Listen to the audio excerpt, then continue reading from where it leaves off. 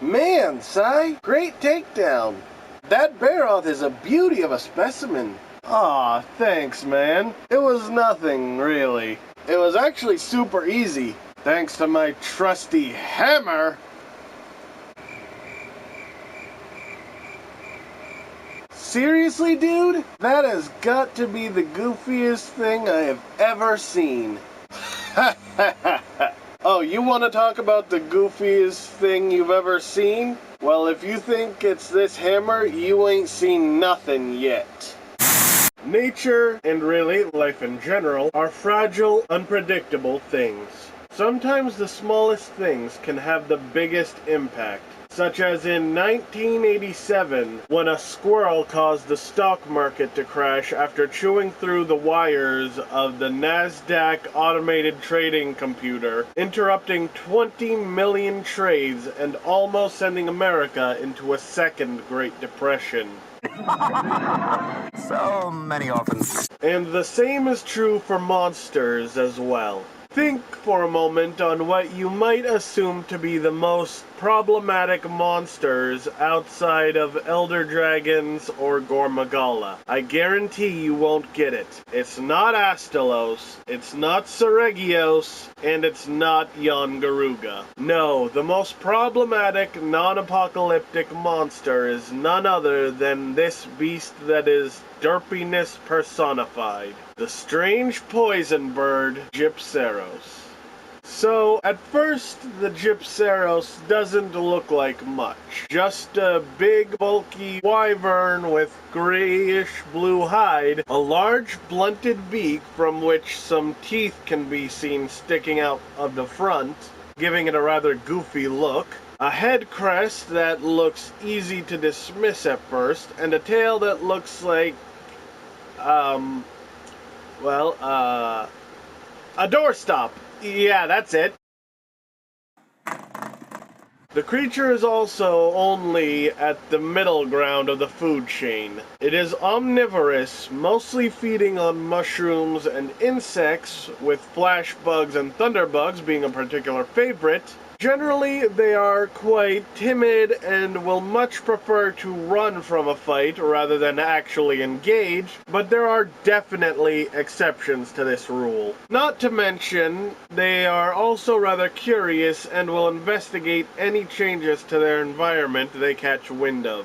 But make no mistake, this creature is an absolute menace. Not the strongest or fastest, but they are very intelligent and clever, which is a dangerous thing for a monster to be. And they are hated by all who know of it, but especially by caravan traders and the guild marms who assigned hunters quests for the beasts. You see, Gypceros love shiny objects, often collecting them en masse to show off to a potential mate. Whoever has the most bling getting the girl. To that end, they are often found near trade routes and attack caravans and using their surprisingly dexterous beaks in order to steal anything shiny they can find, to the point several trade routes actually had to close due to their constant attacks, leaving many businesses and even entire villages without supplies and putting a significant dent in the flow of commerce. It's the squirrel all over again. They've even been known to chase down hunters who might have shiny ores dangling from their belt pouches. And in case its title of The Strange Poison Bird didn't tip you off, Gypceros' main defense mechanism is a highly active poison sac that lets them spew out huge globs of venom at potential threats. On its own, this wouldn't be a problem, as the poison is actually quite weak, barely even a threat to humans, only as bad as a nasty case of poison ivy. However, as I said, this poison sac is highly active, allowing it to produce huge quantities of poison in quick succession. Greater levels of poison earning greater reactions until it can become insanely lethal to just about anything. To make matters worse, Gypceros are quite jumpy, a Kelby walking by and stepping on a twig being sufficient to make the wyvern freak out and spew poison everywhere. to the point it has left small poison ponds in certain areas of its habitat. And this is not where our problem with poison ends. You see, while it's only mildly irritating to humans, it is incredibly deadly to plant life, killing it with only the slightest bit of exposure. This, combined with the Gypceros' jumpy nature, makes it a huge problem if Gypceros ever wanders to any nearby agricultural sites, wiping out entire fields of crops. So, in other words, this creature is a threat to our economy and our food supply. So you can understand why, whenever we get a report of a Gypceros, the general reaction is, "Get that motherfucker!"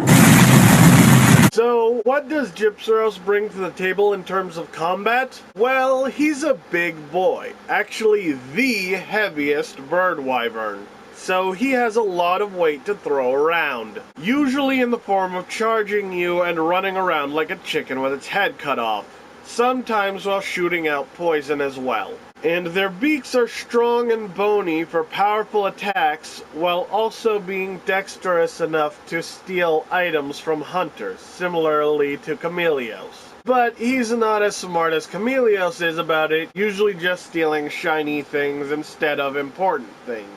But one of the most difficult things about hunting a Gypceros is actually harming the beast. You see, Gypceros does not possess tough scales or bony plating for protection, instead having a very smooth and flexible hide known as rubbery hide, resistant to electricity and most forms of damage. Arrows and shells do not pierce, blades slide along it harmlessly, and blunt weapons bounce off like nothing. Likely an adaptation to counter its ecological rival Kezu, the rubbery hide is highly resistant to electricity, as stated before, but also highly water resistant as well, protecting it from humidity and the discomfort that comes with it, like disease. And as a lovely little side effect, bacterial colonies tend to prosper on this rubbery hide. So let's just say it's easy to tell when a Gypceros is around.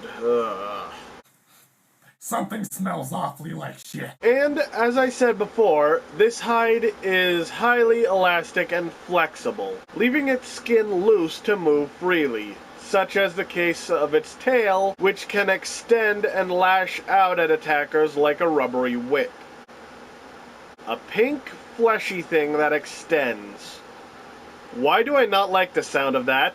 And it also allows for the Gypceros' second greatest line of defense. You see, due to its main diet of glowing insects, flash bugs and thunderbugs, as well as its tendency to eat special minerals known as light stones, which produce small flashes of light when struck, similar to flint, these stones somehow make their way into the Gypceros' head crest, combining into much larger and stronger light crystals and nova crystals. So, in combat, Gypceros' flexible rubbery hide allows its head crest to move forward and collide with its beak, causing a spark.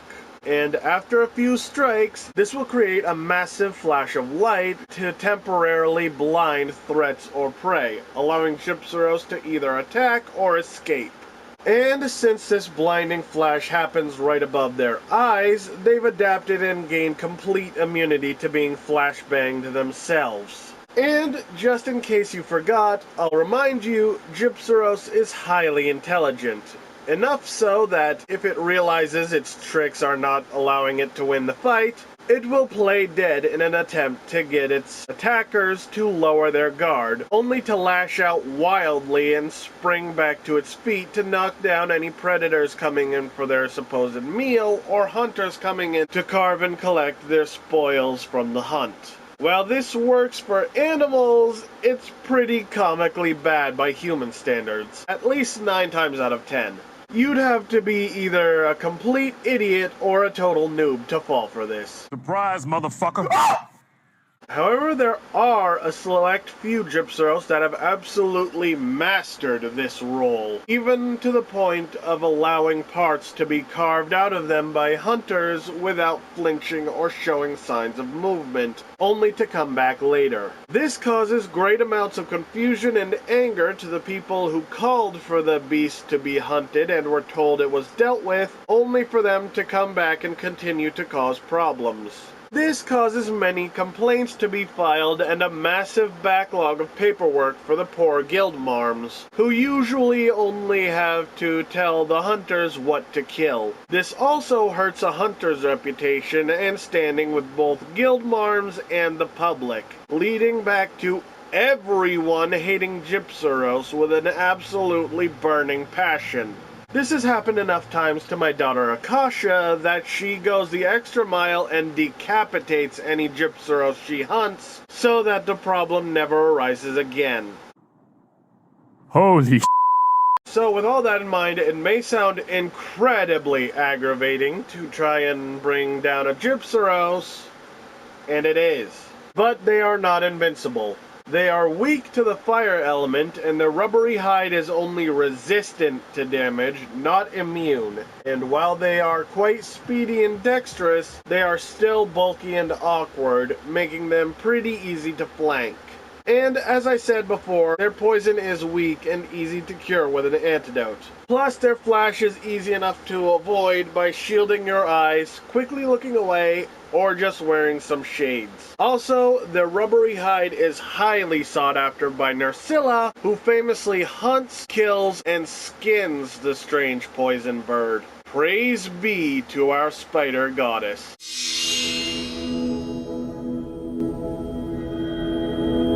Interestingly, however, researchers have discovered that Gypceros have some of the greatest stamina of all monsters thanks to a specialized performance-enhancing chemical they produce known as dash extract.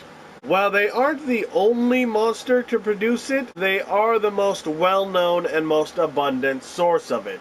Guild alchemists were able to combine this dash extract with other items to dilute it and make it safe for humans to drink as a consumable known as dash juice. If you've ever had espresso, imagine 10 cups of it and that's dash juice, providing a supreme boost to your energy and stamina reserves, which I, as a dual blade main who constantly has to quickly move around and attack a mile a minute, greatly appreciate. And, let's just say my children might not be here without that stuff to keep the engines running when it counted.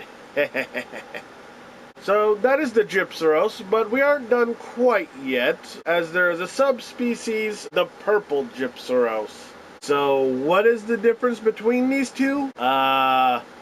It's purple. There you go. And its tail is green. That's about it.